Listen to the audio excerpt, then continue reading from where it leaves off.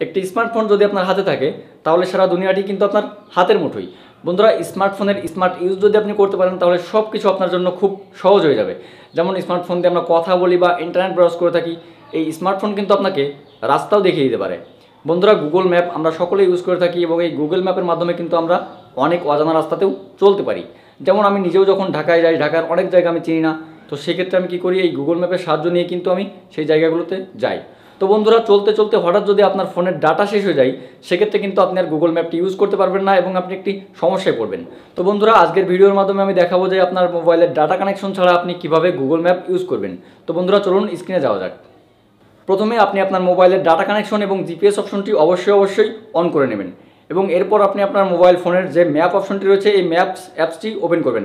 এই অ্যাপসটি অবশ্যই সব ফোনে ডিফল্ট থাকবে, না থাকলে আপনি প্লে স্টোরে গিয়েই পেয়ে যাবেন। তো বন্ধুরা, অ্যাপ্লিকেশনটি ওপেন করার পর দেখতে পাচ্ছেন পুরো পৃথিবীর ম্যাপটি কিন্তু এখানে চলে এসেছে।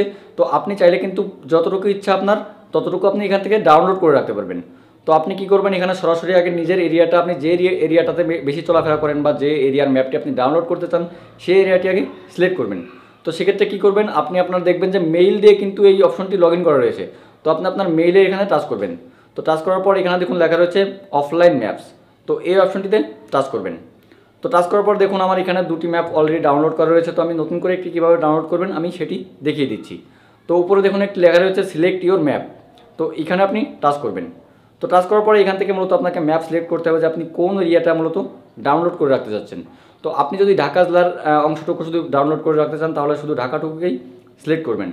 যেমন আমি যদি শুধু ঢাকা জেলাকে সিলেক্ট করি তাহলে এখানে দেখতে পাচ্ছেন যে 105 MB, ঢাকা, নারায়ণগঞ্জ, মুন্সিগঞ্জ, গাজীপুর, টঙ্গী দেখতে পাচ্ছেন এটা 105 MB। তো আমি আরও ছোটো করে দেখাতে চাই। তো আমি ঢাকার মেন শহরটুকু ডাউনলোড করব। তো এখানে দেখুন 75 মেগাবাইট। তো আপনি এখন এর থেকে ডাউনলোড অপশনে টাচ করবেন, তাহলে কী হবে, এই অপশনটি পুরোপুরি ডাউনলোড হয়ে যাবে।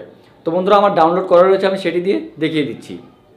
তো বন্ধুরা, আপনারা দেখতে পাচ্ছেন যে আমার মোবাইলের কিন্তু ডাটা কানেকশনটি অফ রয়েছে। তো এই মুহূর্তে আমি ম্যাপটি কীভাবে ইউজ করি দেখুন। আমি সরাসরি ম্যাপে চলে যাব এবং আবারও সেই অপশন থেকে আমার যে অফলাইন ম্যাপস রয়েছে সেই অপশনটিতে চলে যাব এবং এখান থেকে আমি আমার ডাউনলোড করা ম্যাপে আমি টাচ করব। তো টাচ করার পরে আমার ম্যাপটি ওপেন হয়ে গেল। এই ম্যাপটি অ্যাকচুয়ালি আমার এখানে ডাউনলোড করা রয়েছে। তো যদি আমার ফোনে ডাটা নাও থাকে তবুও আমি এই ম্যাপটি কিন্তু ইউজ করতে পারবো। তো এখান থেকে আমি আমার একটি ডেস্টিনেশন সিলেক্ট করে আমি দেখাই যে কীভাবে এই অফলাইনেও ম্যাপটি কিন্তু ডেস্টিনেশন কীভাবে দেখাই। দেখুন এখানে আমার মোবাইলের ডাটা অপশনটি অফ রয়েছে, তবুও কিন্তু রাস্তা দেখাচ্ছে যে কোন রাস্তা দিয়ে আপনি এই ডেস্টিনেশনে যাবেন। তো বন্ধুরা, এখানে জাস্ট আপনি স্টার্টে ক্লিক করলে কিন্তু আপনার ডেস্টিনেশনটি দেখিয়ে দেবে। তো বন্ধুরা, এভাবে আপনি কিন্তু চাইলে আপনার মোবাইলে আপনি ম্যাপ ডাউনলোড করে রাখতে পারেন এবং অফলাইনে আপনার মোবাইলের ডাটা না থাকলেও আপনি গুগল ম্যাপ ইউজ করতে পারবেন। তো বন্ধুরা, আশা করি ভিডিওটি বুঝতে পেরেছেন। ভালো লাগলে অবশ্যই একটি লাইক দেবেন এবং ইউটিউব রিলেটেড এবং সকল টেক রিলেটেড ভিডিও পেতে আমাদের চ্যানেলটি সাবস্ক্রাইব করে আমাদের পাশে থাকবেন।